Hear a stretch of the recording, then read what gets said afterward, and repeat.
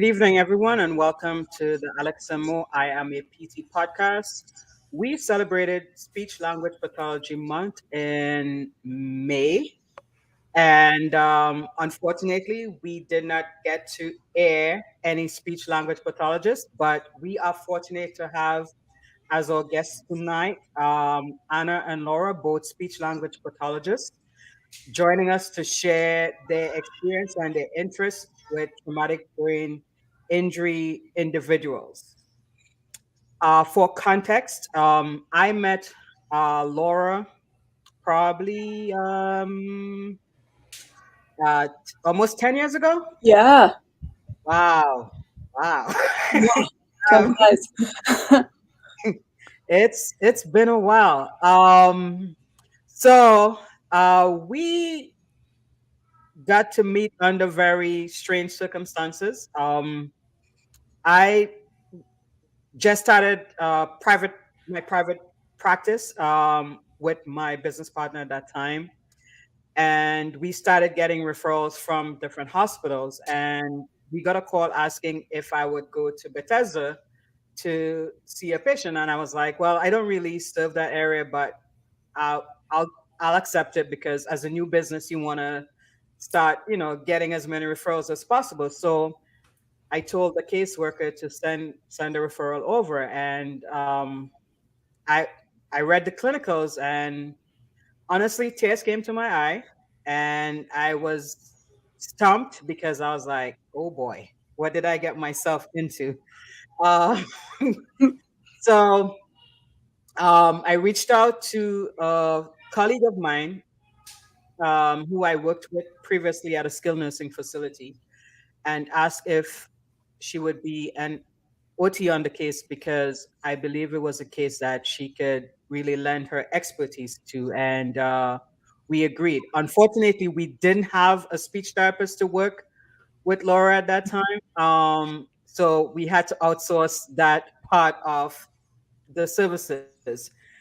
But upon meeting Laura, she was the most optimistic person that I've ever met. And her optimism and her faith actually motivated me to give my best shot at each visit, and listening to her feedback coming not only from her experience as a therapist, but now as a patient, allowed me to become more patient centered with my treatment and listen to what the patient had to say.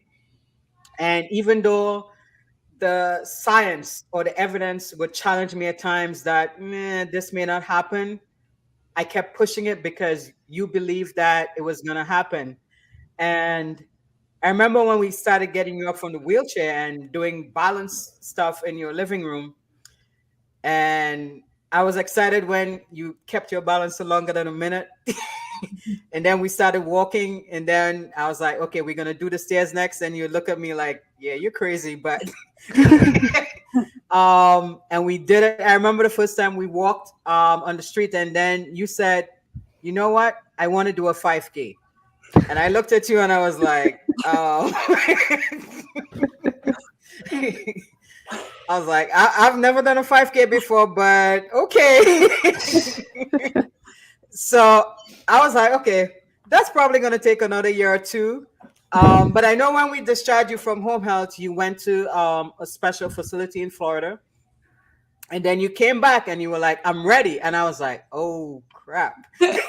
this is this is for real. So and we did it, and actually it was an enjoyable day. We completed the entire race. No mishaps, no falls, and I have a nickname for her hand. We call it Lefty. Because she would always be talking to her hand saying, "Come on, you got to move, Lefty, you got to move." So but it was a very teachable moment for me, and I appreciate you, Laura. You made me become a better therapist and a better human being, and it actually elevated my faith as well. Oh, thank you. It goes both ways. I called my mom. She's actually in Florida right now. I Okay. called her to before this to just have her, because my memory of those days is not very strong. So Mm-hmm. I want her to tell me what was it like. And her she just said that they had made all these thrown together adaptations to the house. Like they were thinking, oh man, are we gonna have to knock down that wall and move. They built a ramp because I was discharged in a wheelchair. Yep. um, that medical professionals overall were very hesitant, I would say, to give reason for hope. Um, and that's a point that Anne and I have come back to again and again, is the importance of hope. But then come Monique and her clinical partner at that time, Roz, and OT. Um, and what I would say the overarching theme that Monique brought in the house was just hope. My mom recalls that Monique said, yeah, we're gonna have you up in no time. We're gonna do all this, and just so exciting. And I'm a very determined person, so I clung to having someone tap into that determination. I was so ready for it. So yeah, we didn't have to use those ramps and all the quickly thrown together modifications to the home, but for great reasons. Yep. And you guys lived on an incline too, so the ramp would have been a pretty extensive Yeah. project for you guys too. I But think there were 18 steps leading up to the front door. yeah. So, but the overall experience was great. You had great family support. Your sister Sarah, her husband, your mom, and your dad. I saw them praying. They even encouraged me at times when I was like, "Ooh, it's gonna be a challenge." So, the support went both ways. And as I was telling Alex, I prayed before every session and just ask God to just glorify Himself through my actions and just guide me. And there will be times like I'll be like, "Whoa, where did that come from?" And I was like, I just knew it wasn't me. So That's beautiful. Thank you. yeah. And that gives me hope too in my own clinical practice. I Hmm. wish the best for my clients and I pray for them a lot of times, just to be guided in what directions I'm going with therapy. And yeah, you don't, I would say, particularly with brain injury rehabilitation, you don't see fast changes. Um, so you have to have that hope in the long-term vision of, this is what we've got, this is how we can work towards this, compensate for it, but we've still got that end goal in mind. And there's reason to hope. The brain is a crazy, crazy organ. And neuroplasticity is awesome. Yeah. But So sorry. it's Go no, ahead. no, it's okay. You mentioned hope, and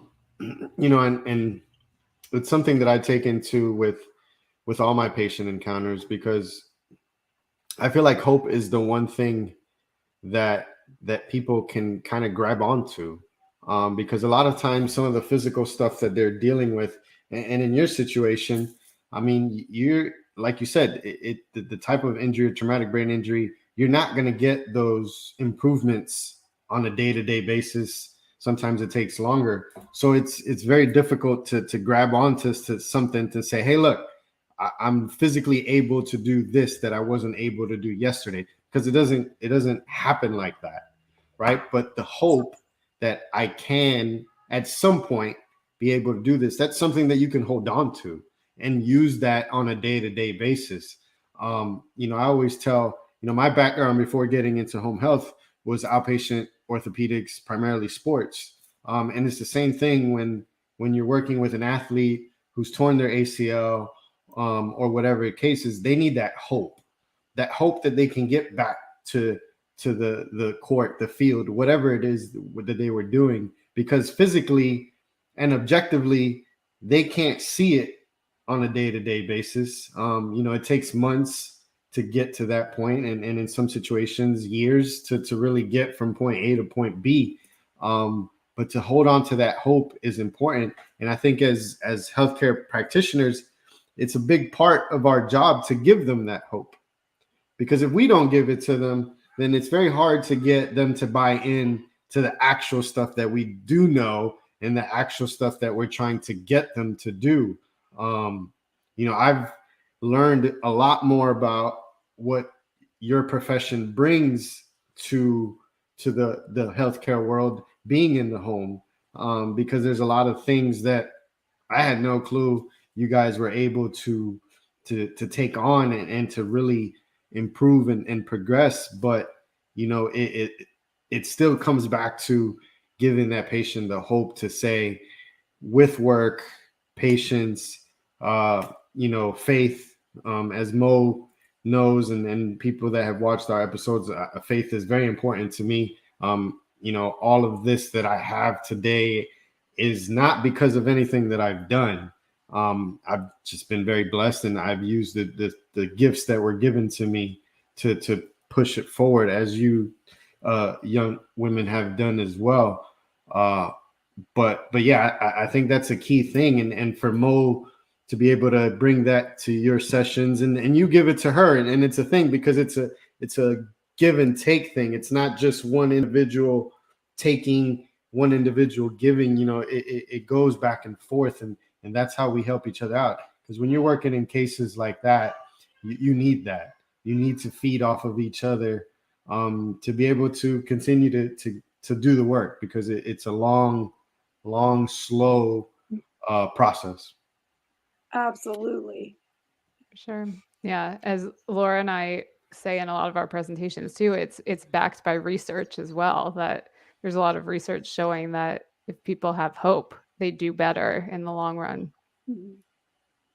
So Anna, did you start off working with traumatic brain injury patients, or it just evolved as you practiced? Yeah, well, Laura and I were working together doing our clinical fellowship at a skilled nursing facility when Laura had her accident. So in that facility, there were some traumatic brain injury patients. I wouldn't say that was a large part, but we did see a few. But I definitely see more now where I am in inpatient rehab. And I think like I have gained more of an interest in that population going through this experience, or watching Laura go through her experience and being part of that experience too, for sure. Yeah. Okay. And personally, do you prefer working in the inpatient setting or skilled nursing facility? You can take a guess, but inpatient is preferable. Preferably. Yeah. Okay. I see. No, the reason why I ask is because I have professed that I'm not going to go back to another setting. Home health is going to be my setting for life, or until retirement. So I definitely do have my preferences, and just wondering if you had one as well. Yeah. So Laura, Laura. Yeah. What setting are you in, Laura?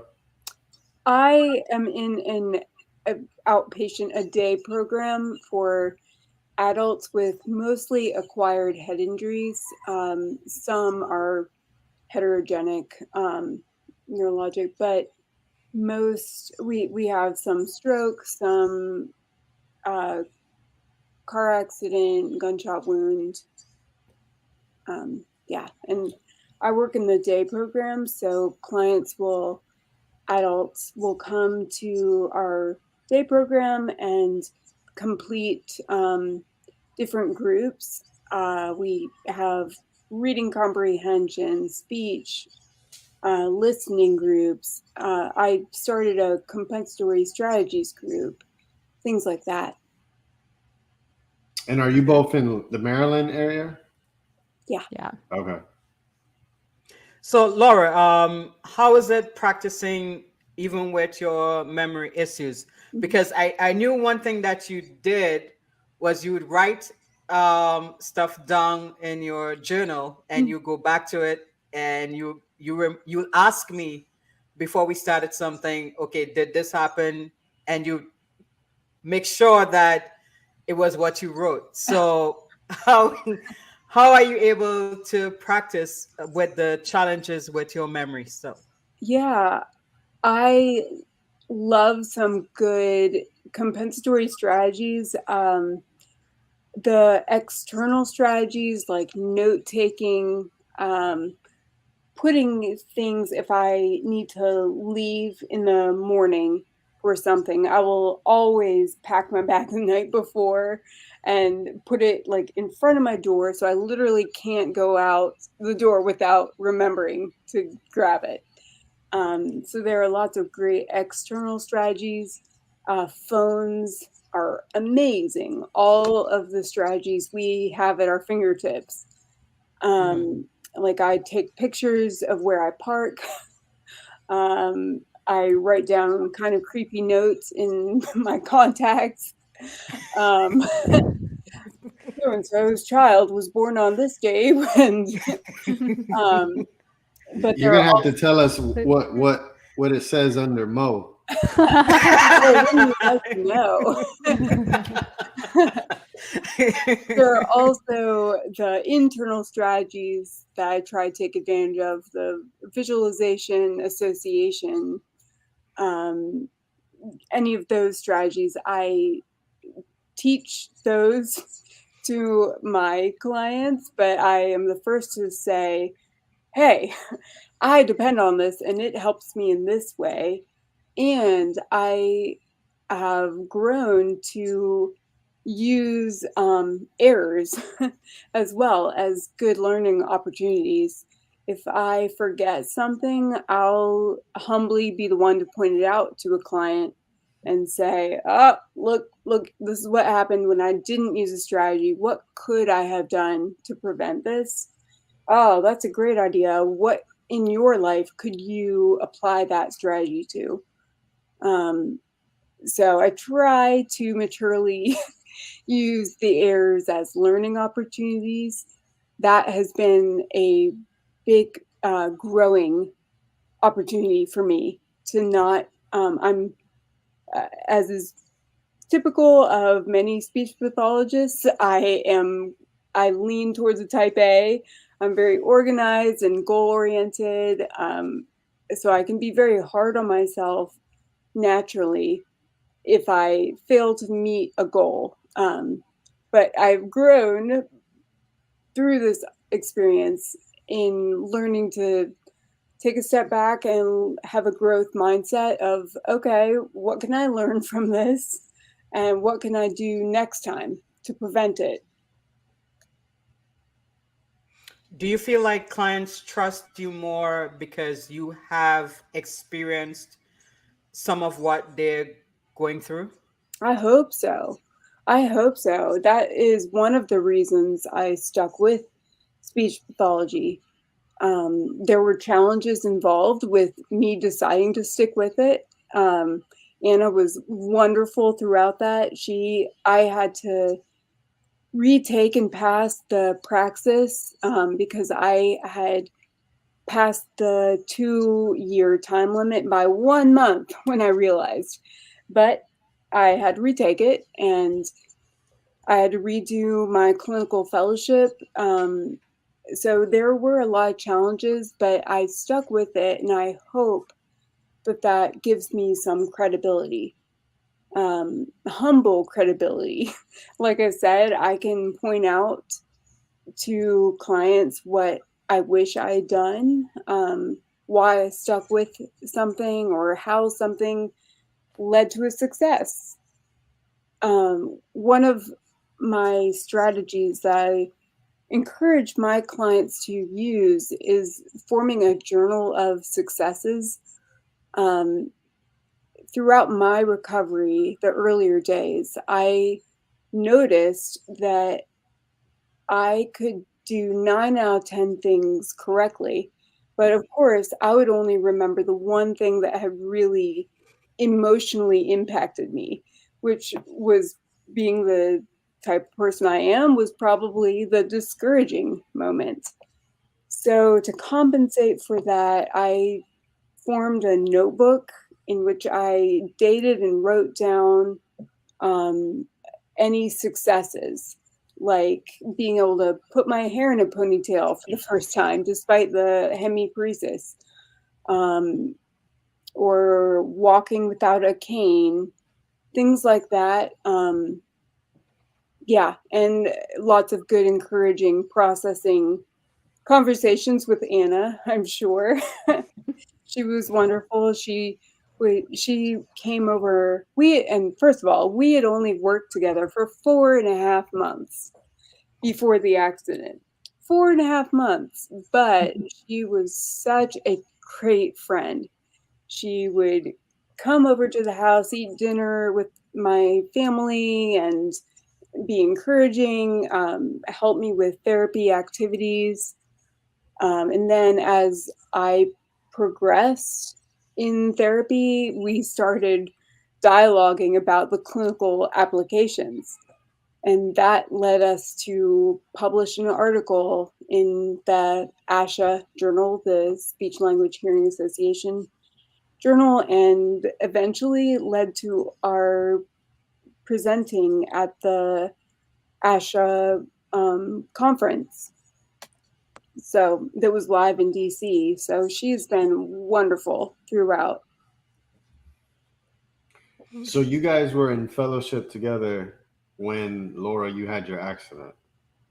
So at fellowship, were you already like a licensed clinician at that point and you were just going past, or how does that work? Yeah, Anna, do you want to explain that? Sure. It's kind of a unique thing to speech pathology, I think. You're not technically like a 100% certified speech therapist yet, but you are. It's a real job. Like you're paid, and but you have a supervisor where you work, who you report to, or who kind of makes sure that you're on the right track. So Laura and I were both doing that at this skilled nursing facility. And yeah, so we were just out of grad school. And as I'm kind of gathering, maybe Monique knows, maybe you too, like the skilled nursing facility is it can be intense, especially as a new grad. Yeah. Because you like come in with this like big, like ideal view of everything, and you're like, oh, I'm going to imply everything that I learned, and you're like, oh, I just need to like help you like sit up in the bed because you've like scooted all the way down, and like you need to be changed, and oh, like I need to deal with all of these other things. Like I can't even get to the speech therapy part. So yeah, so then Laura and I like really leaned on each other of like, wow, okay, this is a little different than what we expected. We're gonna figure it out. We're gonna get through it. We ended up carpooling too because we lived sort of in the same area, and where we were working was fairly far. So we like after the first few days, I started maybe like 2 weeks before Laura or something like that. And then when you started and we discovered that we lived so close, yeah, so the car rides became like very emotional, like the mornings, like pumping each other up. Yeah. And then in the afternoon, like evening afternoons, like kind of crying and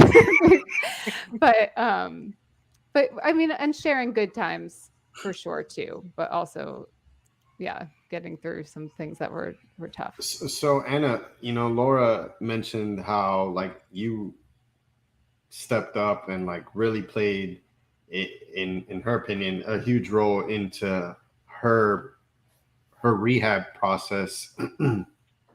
So, as you share the story about how you guys carpooled and stuff like that, like, what was it about it that made you say, hey, like, I need to step up here, or I want to step up? Yeah. Because as you mentioned, working in skilled nursing, you're just trying to get your bearings as what you're wanting to do as a professional, and a friend, colleague who you've just met for a couple months has this tragic life experience, and you said, hey, I need to step up. I need to help her. I need to do that. And it's, first of all, that's amazing that you had that within you to say that I need to do that, because, I feel like in today's world, we don't see stuff like that, which is pretty sad, in my opinion. But it's nice that was something that you did for somebody that you just met, because it's real easy to say, well, damn, this person that I was working with and carpooling, like, now I got to drive. Like, like, you could simply, it's very easy to just say, well, shoot, sucks. She's at an accident. I'll check in her every now and then. But, I still got my life, my career, my stuff that I need to do. But you didn't do that.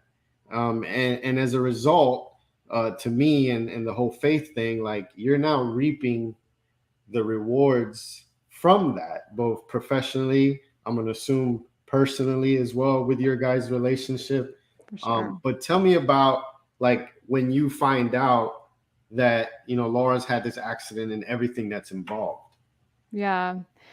Well, thank you for giving me so much credit there. I think that one of the major reasons that I did stay so involved was because I loved Laura, and had, like, even though it was like a short period of time, she does have some, I think Monique saw it too, because it was still there even after the accident. Like, you meet her once and you're like, wow, this person is really special, and like really just like a great person to be around. So even though it had been a short period of time, I felt a very close bond. So yeah, when I found out that Laura had this accident, I was actually at work, and I believe it was another speech therapist there. I think like somehow someone in your family, Laura, like maybe your cousin or aunt or someone, had like managed to get a hold of our supervisor at work and contacted him, and then he told like the head or more senior speech therapist, and then she pulled me aside. And I remember just kind of being like in shock at first, or not, like, I wasn't really like fully processing. I was just kind of like, okay, like flat tire. Like, what was that? I said flat tire. No. I was just, I was like upset by it, but I don't think I like could process in that moment just like the magnitude of everything. And I felt like it even maybe took like a couple of days where I was just like, okay, well, I'm gonna get, like, it's okay, I'll like get everything done, I'll like help with her patients, I was just had gone into whatever mode of, and then and obviously I like reached out to her family and tried, and they were great at like keeping me updated and keeping everyone updated through Caring Bridge website as well.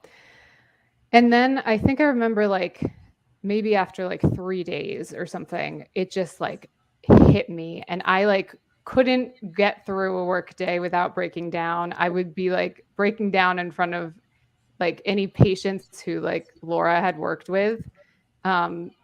I found like some like memory aid that Laura, you had made for one of the patients, and it was like so nice. It was something about like make sure you ask for help. You can always ask. It was like someone who was like scared to ask for help, like press the call bell. And you had written like, you can always ask, you should ask for help. And I was just like, oh my gosh, that sounds so much like Laura. And I was like crying with the patient. And I remember crying with the patient's daughter, like about you. And yeah. Oh. So then I was still like trying to like reach out with your family and doing stuff with them. And then I also realized that I needed to like take care of myself too. So I ended up starting therapy for myself and like changed my work hours in order to see a therapist because it was just a huge loss in my life too.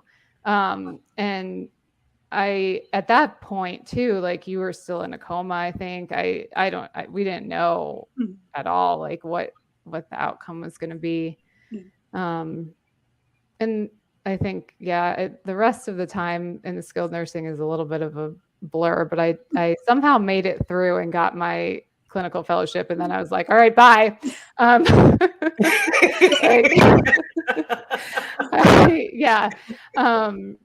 And yeah, but it was a tough period, obviously for Laura's family and for me as well. But I really, I wanted to stay involved. I was always a little unsure. I didn't want to be like annoying to your family, especially because I didn't think they were so kind. I don't think they would have thought that, but I didn't know them very well. You know, I knew you pretty well because we spent like all day together.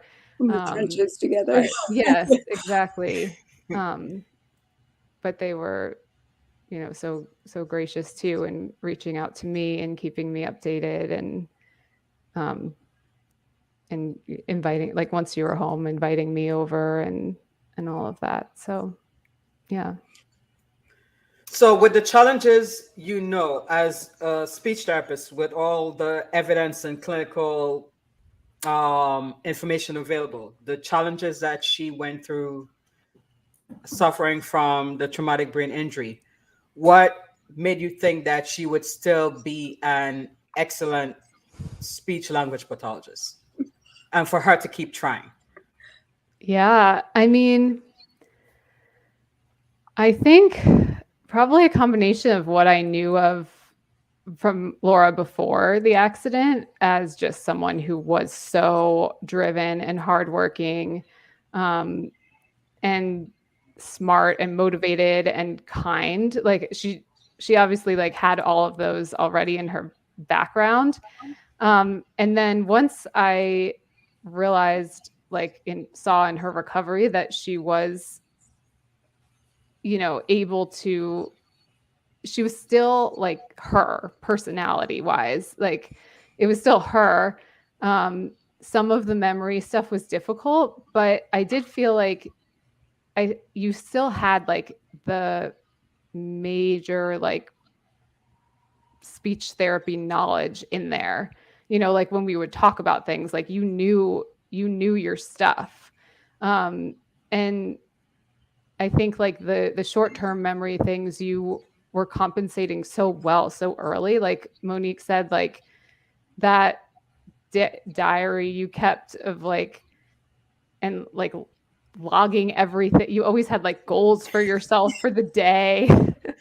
Like you were like you like gave yourself the perfect speech therapy. Like any speech therapist would be like, oh my gosh, this is the model patient.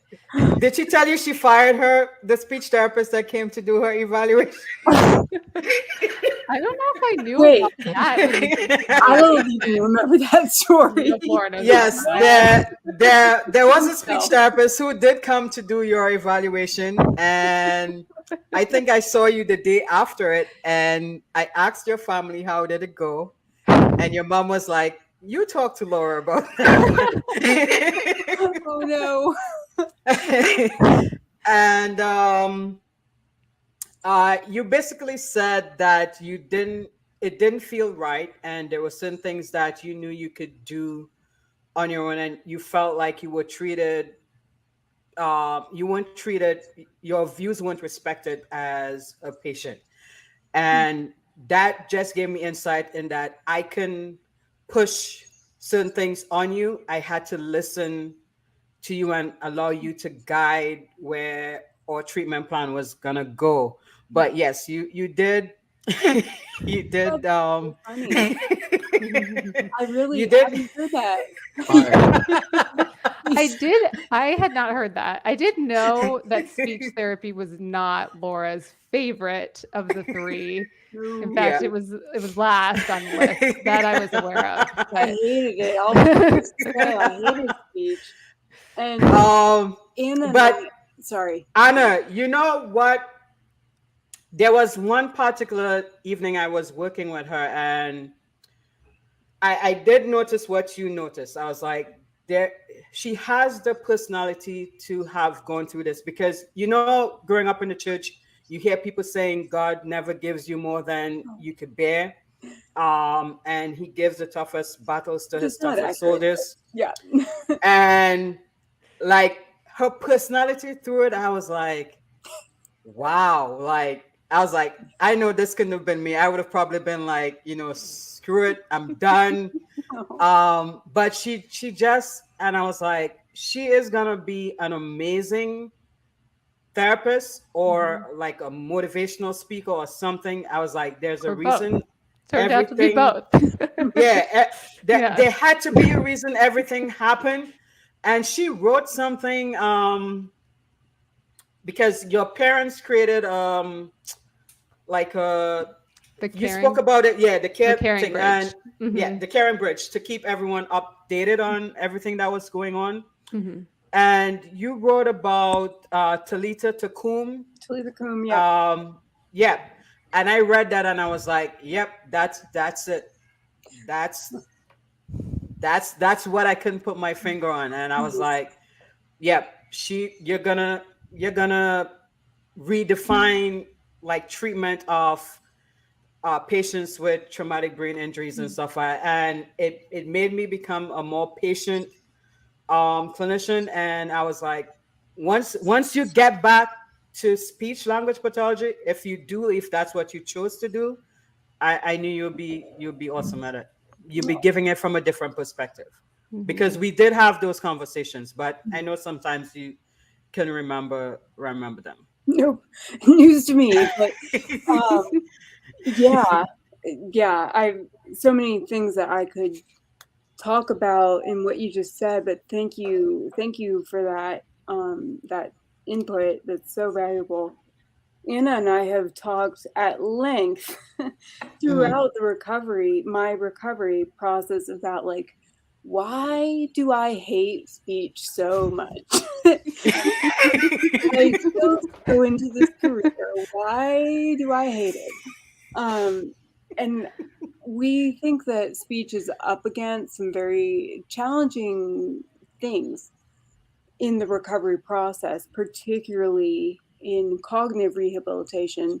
One being that it's really dang hard, and you can't see visually, you can't see the progress like you can in physical therapy. Determined people like myself, we can grasp on to that goal of like, oh, okay, I just gotta make my body do this. But it's really hard to make your brain do something, especially if you can't remember the strategy. So that was one reason that Anna and I realized that speech pathology is so difficult. And you brought up the Talitha Koum. That is what Jesus said when he raised a little girl from the dead, and it means little girl get up. And even before the accident, I had loved that story for different reasons. And I had a necklace engraved with that phrase that I wore all the time. So it was no surprise I was wearing it at the time of the accident. So then it became symbolic of like, little girl get up, for whatever reason, this wasn't your time. And just press on, keep going. Now I have the phrase tattooed on my left arm that I intentionally got in a place where I could see it and feel it from the tattoo being put on. So it's a physical reminder of, it's hard. This side of heaven is not easy. At times, some things make it even more difficult, but keep your eyes on the prize, one step in front of the other. Keep going. I think that is an overarching theme in cognitive rehabilitation, is just that keep going. And I'm passionate about compensatory strategies, all tied up in that reason. Anna and I have talked about it a lot, where compensatory strategies are something that, the external strategies are visual. So you can see what you're doing. So there are the memory strategies that it taps into. It becomes, you're tapping into the kinesthetic cues to remember the strategy, but you can see the result of using a strategy. I'm sorry, I'm getting sidetracked here because I'm passionate about strategies. No, you need to talk about it because as physical therapists, we need to understand exactly what you guys contribute to a patient that we might be seeing who would have cognitive issues. And if they're not doing well cognitively, we would not be successful with our plan of care because they're not processing it. So it goes hand in hand. And it's very easy for us to say, well, there's cognitive, impairments, so we can't do anything, right? Like it's easy to kind of say, push the patient to the side because they've got some cognitive impairments. They can't make the connections. They can't follow the simple commands that we want them to get. So we just kind of push them. Whereas a lot of times we bring someone like yourselves into the case, there may be cues that you can help them so that then they can follow what it is we're trying to get them to do. But a question for both of you is, why speech? Like what drove you each to want to do that? I can say for me as a physical therapist, and probably Mo, because she played soccer, most physical therapists, it's sports, that draws them to the profession. And even when they become clinicians, they want to pursue that sports field, the outpatient, working with athletes, that kind of stuff. What was it for you, Laura and Anna, that said, this is what I want to do with my life? Good question. Anna, do you want to go first, or you can go first? In high school, I took some American Sign Language classes, and that made me fall in love with I'm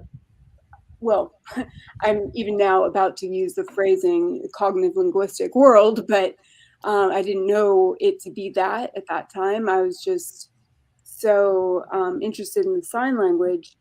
And I got an undergrad degree in communication sciences and disorders. And I had one professor that convinced me to go into speech pathology.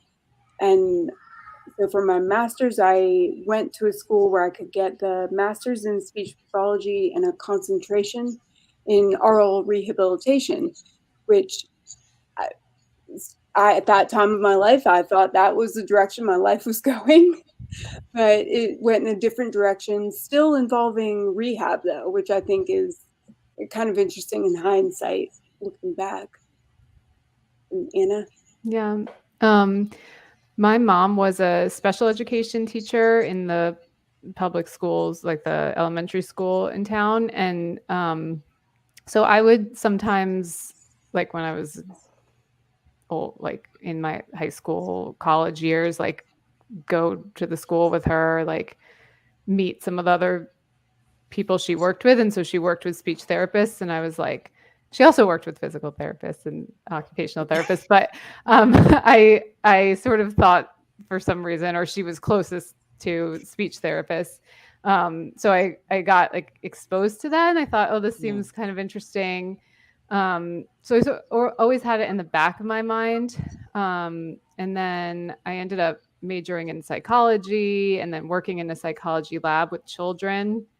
And I thought like, oh, I like this, but I really want to like, so I was doing research. I was like, I really want to just like work with people.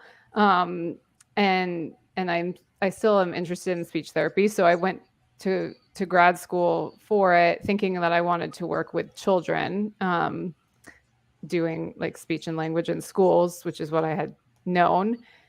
And to be honest, I didn't know how much speech therapists could do beyond that until I got to grad school. And then, yeah, I had a client. One of my first clients was an older man, and he had aphasia, and he was amazing. And I learned so much from him. And then I ended up with my first outplacement at the hospital, Adventist Rehab Hospital in Rockville, which is where I work currently. And I loved it there. And I was like, I actually think I want to do this adults thing. And realized I really liked the cognitive part and the swallowing part too. Although that came a little bit later, my interest in swallowing. But yeah, so sort of changed my focus in grad school a little bit and then ended up working with adults. So what range of stuff you said you found out when you were in grad school, the wide range of things that a speech language pathologist can do? Can you share some of those things for anyone who might be interested in joining the profession? Sure. Yeah. So we do work on speech, since that is in our name. However, and also voice, which is related. We also work on language. So if people are having trouble, maybe after a brain injury, some type of brain injury, if they have trouble understanding what other people are saying or expressing themselves. So like when I used the term aphasia before, that's a difficulty with language after a brain injury. And we also work on swallowing. So people can have difficulty chewing and swallowing. I think, Laura, you had maybe a little bit of difficulty with that initially, but then you had a swallow study and you analyzed it yourself, if I remember correctly. And I could see the screen on autopilot and was interpreting what I saw going on. Anyway, go back. Yeah. And we can work with children in schools. We can work with adults. We can work in the NICU. Baby, I have no idea how to do any of that, but I know that there are some speech therapists who work in that setting. So there's a wide range. I'm sure I forgot some things. Laura, can you think of anything else? Oh, there's just the little things like accent modification, which goes with the voice. But actually both of us in our different settings, we work largely with the brain.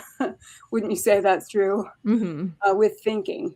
Yeah. So the executive functions. Oh yeah, I didn't say that. Good point. That's that's a very large part. Cognitive skills. Do you find that in the speech pathology field, is there opportunity to be an entrepreneur, a business owner, or is it something where you're kind of always under somebody? No, I think there are opportunities for sure to be a business owner. I personally have not done that, but I do know many people who have their own private practices or other kinds of businesses. Yeah. And then as a follow-up to that, like in the physical therapy world, especially now, here recently, there's a lot of discussion about the cost of the education. So how much time and money we spend to get our degree, to become licensed, and then the money-making potential that we have. we always say on here, like, we didn't become physical therapists because we wanted to be millionaires, because we knew going into it, or at least I hope most of us knew going into it, that that wasn't going to happen. But at the same time, we want to live a certain life and have certain comforts and blessings, that from the amount of work that you put in, you should be able to manage. Is that something that gets discussed in the profession? Like, is there an overall sense that, hey, we do a lot, but we're not making anything close to what we should be making? Like, does that happen in your world as well? Yeah. More so than yours. No. Yeah, you don't go into it for the prosperity factor, but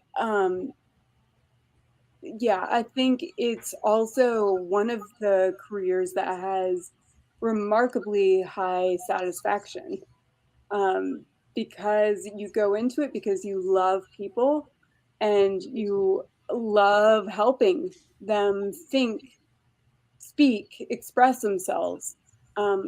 For speech therapy, that's what draws us to the field under any of the different areas, whether you fall into voice, speech, swallowing, language, cognition. You want to help people and so you get to do that. So I don't think you can put a monetary value on that. I think there's great opportunity for satisfaction. Yeah.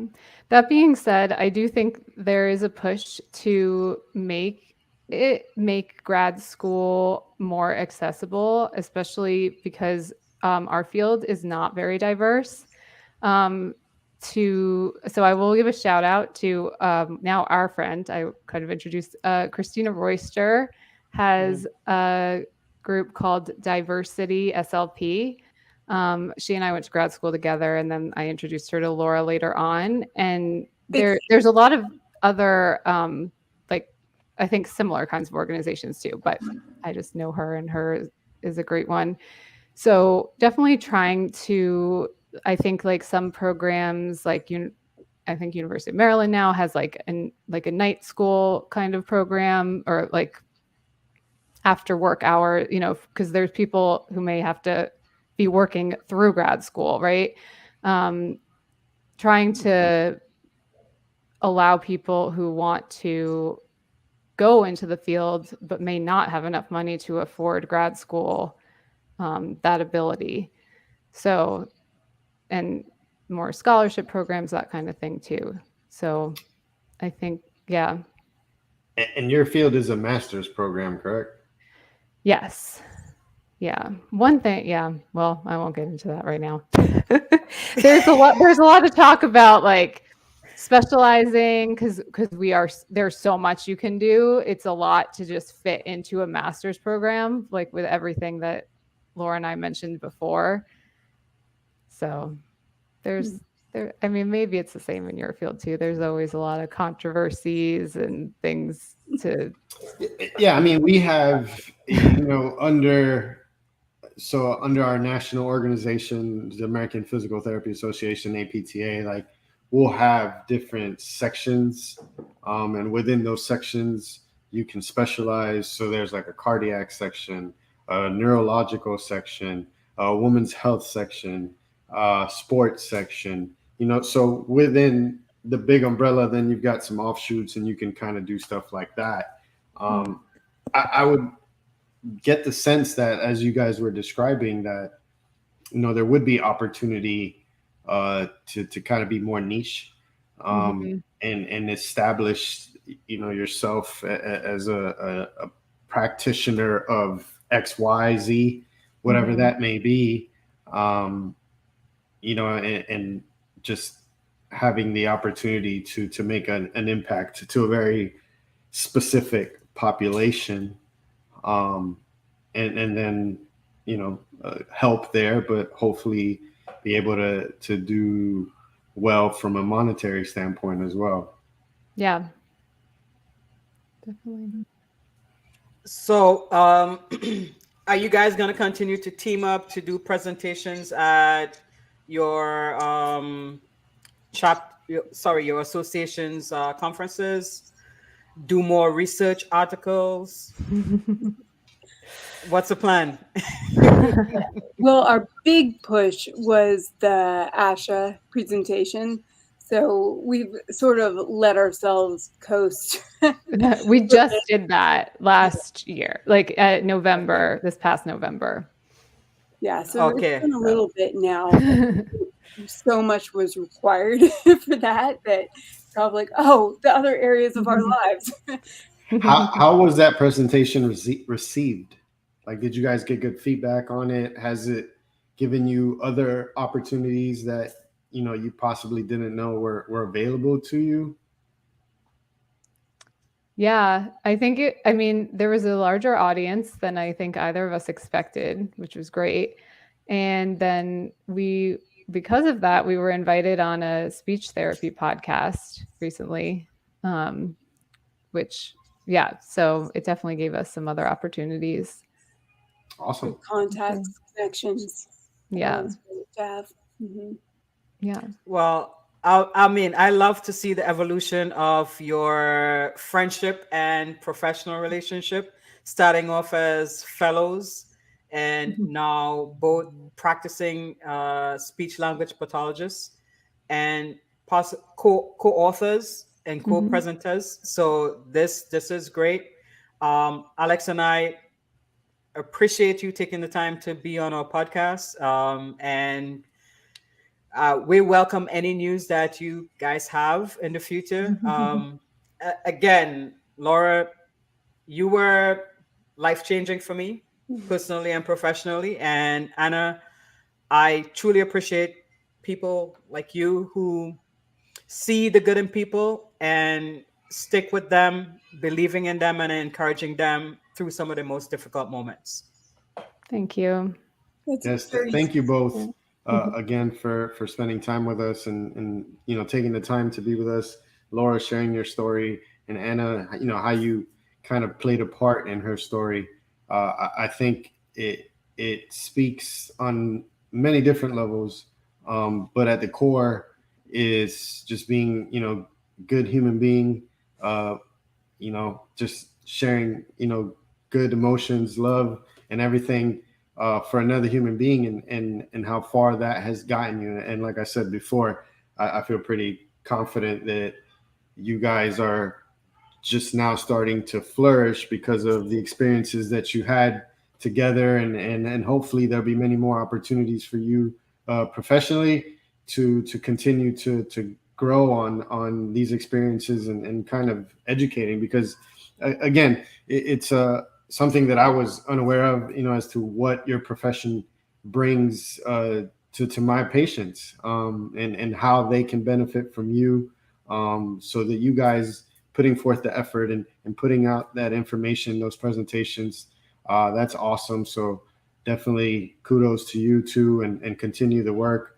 If there's ever anything that Mo and I can do to help spread the word or get things along, please do not hesitate to let us know, because we are, one of our things is to educate people not only about physical therapy, but just about life and good experiences and sharing good experiences, because we don't really hear a lot of good stuff. We hear a lot more of the bad stuff, so it's always good to spread some good stuff.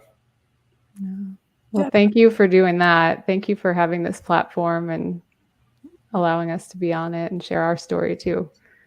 Awesome. Thank you. Well, to all our subscribers, thank you for always watching and supporting us. For those that are just watching for the first time, please subscribe, follow, comment, let us know how we're doing. Mo and I really appreciate everything and everybody that's supporting us along the way, and this journey that we're embarking on, that hopefully take us to some bigger, better places. Yes, definitely. All right. Good night, everyone. Good night. Thank you. Good night. You too again.